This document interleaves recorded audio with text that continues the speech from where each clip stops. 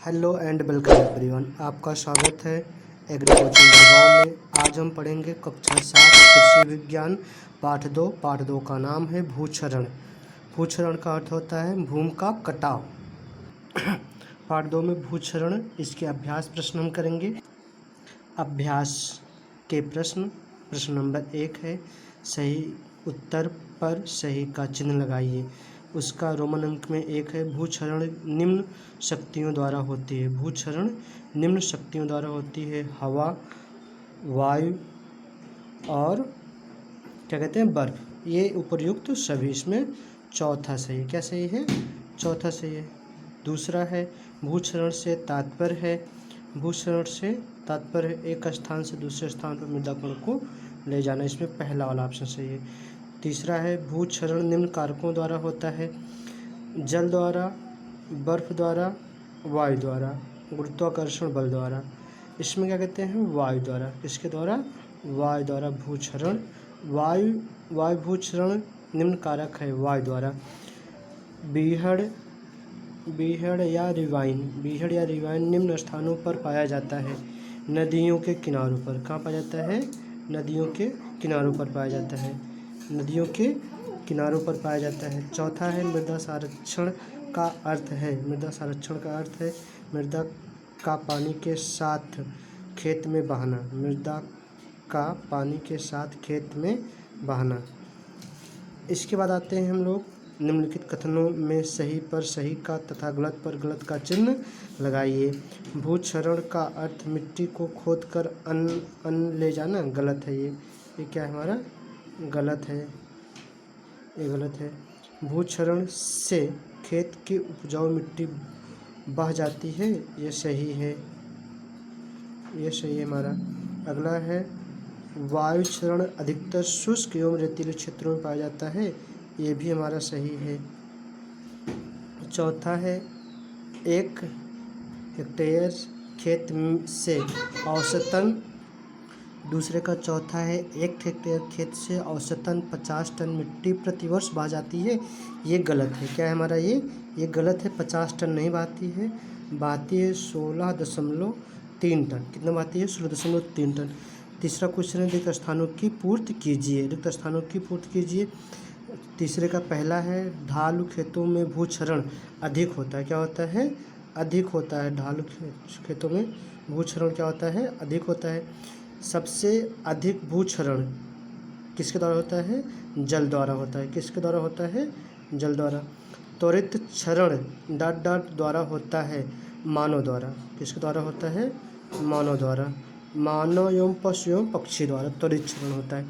इसके बाद रिक्त स्थानों में आता है चौथा, क्या कहते हैं, भूस्खलन या स्लाइडन। ये क्या कहते हैं? पहाड़ी क्षेत्रों में होता है। इसे भूस्खलन कहते हैं। क्या कहते हैं? पहाड़ी क्षेत्रों में ये ज़्यादा होता है।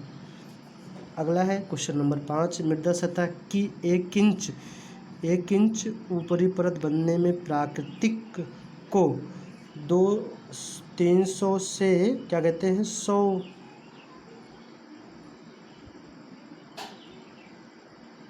300 से 100 वर्ष तक लगते हैं। अब इसके बाद आता है क्वेश्चन नंबर 4। क्वेश्चन नंबर 4 में हमारा निम्नलिखित में स्तंभ का स्तंभ खा से सुमेल कीजिए। जलीय क्षरण किसके द्वारा होता है? जलीय क्षरण किसके द्वारा होता है? जल द्वारा मिट्टी के कणों को बहाना। वायु क्षरण वायु के द्वारा मिट्टी के कणों को उड़ाना। तीसरा है त्वरित क्षरण मानव के हस्तक्षेप। त्वरित क्षरण मानव के हस्तक्षेप द्वारा। प्राकृतिक क्षरण प्रकृति द्वारा। किसके द्वारा होता है? प्रकृति द्वारा। अब इसके बाद आते हैं क्वेश्चन नंबर 5 का पहला, खेत में पानी बहने के बाद खेत में उंगली जैसी संरचना कैसे बन जाती है? बरसात के दिनों में। कब? बरसात के दिनों में ढालू भूमि में मिट्टी पानी के साथ बहकर उंगलियों जैसी संरचना बन जाती है। ये 5वें का पहला का आंसर है। दूसरा है वर्षा की बूंद से क्षरण कैसे होता है? वर्षा की बूंद से क्षरण कैसे होता है? परत क्षरण होता है। कौन सा क्षरण होता है? परत क्षरण होता है। बालू के टिलेज कैसे बनते हैं? तेज़ हवाओं के कारण। इसका आंसर है तेज़ हवाओं के कारण। क्वेश्चन नंबर 5वें का चौथा है, पानी के साथ मिट्टी बहकर कहाँ चली जाती हैं और इसका प्रभाव क्या होता है? पानी के साथ मिट्टी नदी, नाले, तालाब, पोखर आदि में चली जाती हैं। इसका प्रभाव उर्वरा शक्ति कम हो जाती है एवं उत्पादन कम होता है।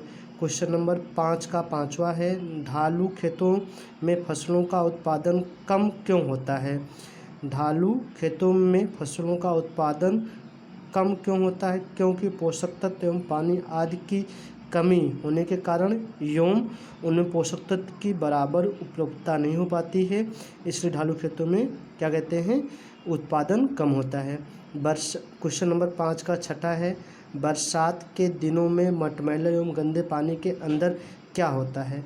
बरसात के दिनों में मटमैले एवं गंदे पानी के अंदर परत क्षरण होता है और उपजाऊ मिट्टी बह जाती है। उपजाऊ मिट्टी क्या होती है? बह जाती है और उपजाऊ क्षमता कम हो जाती है। 5 का 7वां क्वेश्चन है, पुराने पेड़ों की जड़ें मिट्टी के ऊपर दिखाई देती हैं, इसका कारण क्या है? इसका आंसर है, इसका कारण परत क्षरण है। इसका कारण परत क्षरण है। क्वेश्चन नंबर 8 है, खेत को समतल एवं मेड़ करने से क्या लाभ है? क्वेश्चन नंबर 8 है, खेत को समतल एवं मेड़बंदी करने से क्या लाभ हैं?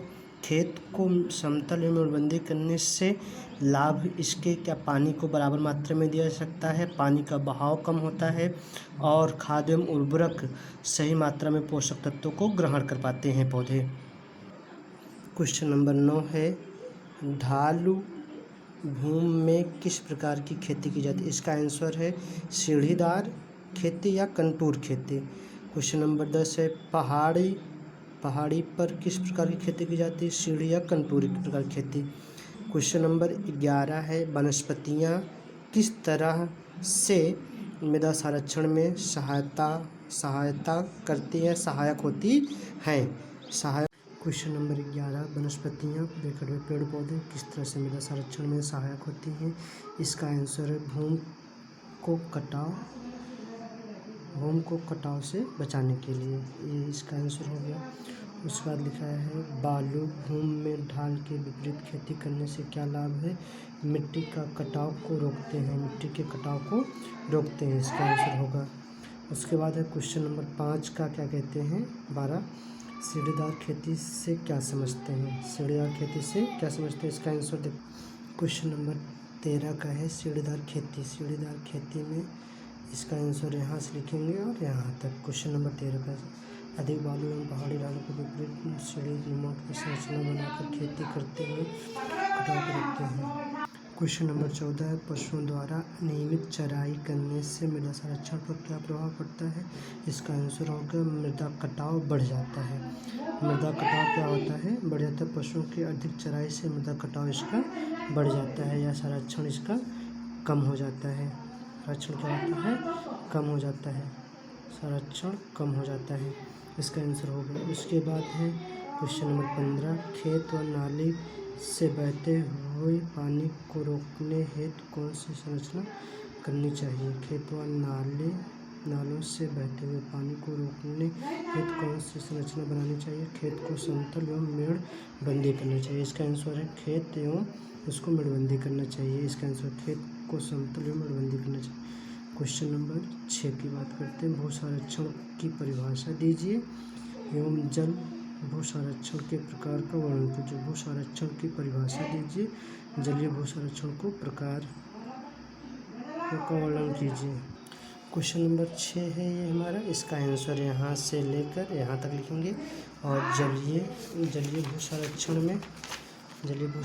में इसको हम देखते हैं। जलीय भू संरक्षण यहाँ है, इसकी परिभाषा यहाँ से यहाँ तक लिखेंगे, ठीक है। और उसके बाद इसके प्रकार दिए गए, प्रकार का नाम लिख लेंगे ये, और इस तरफ है कुछ प्रकार, ये सारे प्रकार के नाम लिख लेंगे।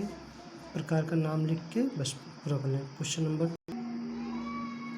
नंबर 7 है, बहुत सरल से आप क्या समझते हैं, इसका वर्णन कीजिए। क्वेश्चन नंबर 7 का आंसर है, हम यहाँ जब भूमि का संरक्षण द्वारा होता है उसे वाष्पन कहते हैं। इसके बाद इसको यहाँ तक हम लिख लेंगे पूरा। यहाँ तक इसे हम पूरा लिखेंगे, यहाँ से लेकर यहाँ तक। क्वेश्चन नंबर 7 होगा। क्वेश्चन नंबर 8 की बात करते हैं। 8 है प्राकृतिक एवं त्वरित क्षरण उदाहरण सहित समझाइए। प्राकृतिक एवं त्वरित क्षरण उदाहरण सहित समझाइए, इसका आंसर देखते हैं। क्वेश्चन नंबर 8 का आंसर यहाँ से शुरू होगा। प्राकृतिक क्षरण यहाँ तक पूरा लिखेंगे इसको, और त्वरित क्षरण यहाँ से यहाँ तक। ये क्वेश्चन नंबर 8 हो गया। क्वेश्चन नंबर 9, क्वेश्चन नंबर 8 का आंसर है। क्वेश्चन नंबर 9 का आंसर देखते हैं। 9 क्वेश्चन नंबर 9 है, भूक्षरण किन किन कारकों द्वारा होता है, वर्णन कीजिए। भूक्षरण किन किन कारकों द्वारा होता है, इसका आंसर देखेंगे क्वेश्चन नंबर 9 का। क्वेश्चन नंबर 9 का यहाँ से आंसर लिखेंगे, यहाँ से लेकर यहाँ तक। भूक्षरण मुख्य रूप से 2 कारकों द्वारा होता है, जल एवं वायु द्वारा होता है। इसके क्या कहते हैं 2 कारक। क्वेश्चन नंबर 9 हो गया।